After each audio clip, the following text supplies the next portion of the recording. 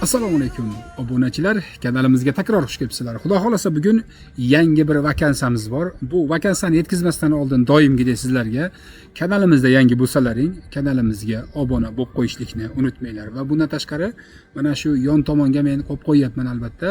Meni Instagramimdan to'g'ridan bog'lansalaring bo'ladi va bundan tashqari albatta bilasizlar, mashhur bir Telegram gruppamiz bor.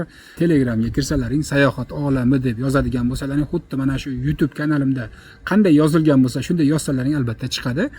Bu yerdan ham gruppaga kirganlaringda adminlarimni silkalarini, Telegram silkalarini qo'yib qo'yganman. Ustiga bossalaring albatta chiqadi. Xo'p, endi bu vakansiyaga asosiy bir maqsadga o'tadigan bo'lsak azizlar, Vengriyada sklad ishlari bor. Bundan avvalo ba'zi bir narsalarni yetkazib qo'yib, bugungacha bizga mana shu Slovakiyaga topshirgan va bundan tashqari Latviyaga topshirgan ba'zi bir do'stlarimiz, aka-ukalarimiz bor. Bu aka-ukalarimiz biroz bir sabr qilib turishlarini so'rab qolamiz, chunki doim biz ya'ni aloqadamiz, firmalar bilan gaplashib turibmiz. Firmalar xudo xolasa endi bundan buyog'iga ham tezlashadi degan gap so'zlarni qilyapti.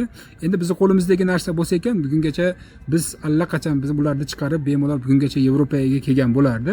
Lekin ko'pchilik haligacha shoshilishyapti. Albatta Yevropaga kelish ham unaqa bir oson bo'lmayapti.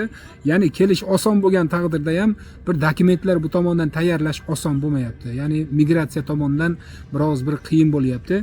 Chiqishi qiyin bo'lyapti. To bizga javob kelguncha, firmalarga javob berguncha, toinki bularning ishini ko'rib chiqib, ana undan keyin shu приглашениyaga izn berilyapti. Shu sababdan ham biroz bir sabr qilib turishlarini so'rab qolaman. Endi asosiy maqsadimiz mana shu Vengriya. Vengriyada shu sklad ishlarimiz bor. Bu mavsumiy ish, doimiy ish emas. Albatta ayollarimizga ham bo'laveradi, xabarlaring bo'lsin. Vakansiya oziq-ovqat omborida buyurtmalarni yig'ish, ya'ni buyurtmalarni yig'ib turib, albatta mana shularni tayyorlash mana shu ishga va bundan tashqari ish joyi Budapeshtda bo'lib talab qilinadi, ya'ni 55 yoshgacha bo'lgan erkak va ayollarga farqi yo'q bo'laveradi. Vazifalar u yerda planshetlar orqali buyurtmalarni yig'ish. Albatta buni sal bir kompyuterga, nima deydi, laptoplarga, telefonlarga tushunganlar bo'lsa, yana ham bir yaxshiroq bo'ladi.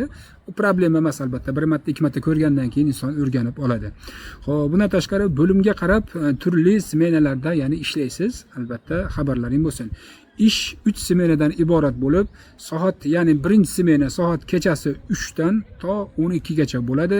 Ikkinchi smenamiz soat kunduzgi 3:30 dan to kechki paytga 3 ga 3:30 gacha bo'ladi. Undan keyingi 3-chi smenamiz bo'lsa soat 6 dan ertalab 6 gacha bo'ladi. Xabarlaring bo'lsin. Maoshlarga keladigan bo'lsak, soatiga toza ish haqqi 1300 frontdan beriladi. Soatiga taxminan $3.5 sal ko'proq bo'ladi. $4 yaqin pul bo'ladi bu azizlar. Xo'p, qo'shimcha to'lovlar albatta bo'ladi.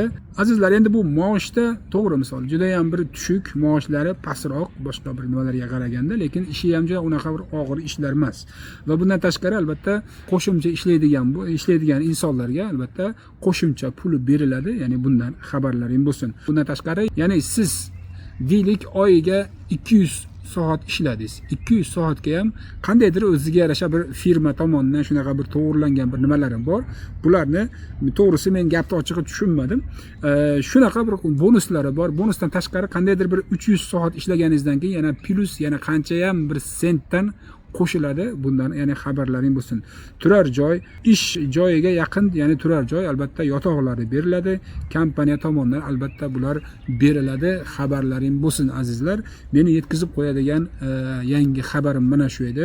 Xohlovchilar bo'lsa yana takror aytamanki, menga Instagramdan yoki bo'lmasam albatta mashhur shu Telegram gruppamizga kirib, Telegram gruppamizdan ham shunday kirsalaring, sayohat olami deb yozib turib kirsalaring, albatta Telegram gruppamiz bor. Telegram gruppamizdan ham adminlarimga to'g'ridan muloqotga chiqishlari mumkin azizlar. Endi shu yana takror aytamanki, mana shu kechikib ketayotgan insonlarga ozgina bir sabrli bo'lsin. Xudo xolasa 1 oy, 1,5 oylarning ichida xudo xolasa bo'ladi degan xabarlar bor. Inshaalloh shunaqa. Endi Yevropaga kelib olish ham oson bo'ldi. To'g'risi, bunday olib qaraydigan bo'lsangiz, Yevropaga kelish oson.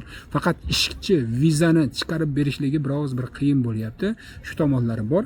Shuning uchun ham mana bizni ham to'g'ri tushunish kerak. Ba'zi bir obunachilarimiz bizga topshirgan insonlar kost nomer deydi. Mana kost nomeri chiqish qiyin bo'lyapti. Приглашение chiqqandan keyin yana kost nomer deb qo'yadi. Shunaqa narsalar bor albatta. Polshada yo'q, lekin mana shu nimaimizda, mana shu boshqa bir davlatlarda, bo'lib ham Latviyada va bundan tashqari mana shu Vengriya, bu Slovakiya, bunga o'xshagan davlatlarda mana kost nomerlari ham bo'ladi. Bu Polsha emas. Polshaga bo'lganda edi, unaqa qiyin bo'lmasdi. Mana shu endi sizlarga aytib qo'yadigan narsam, mana shu yangiligim. Hammaning Alloh panohiga sog' salomat bo'linglar.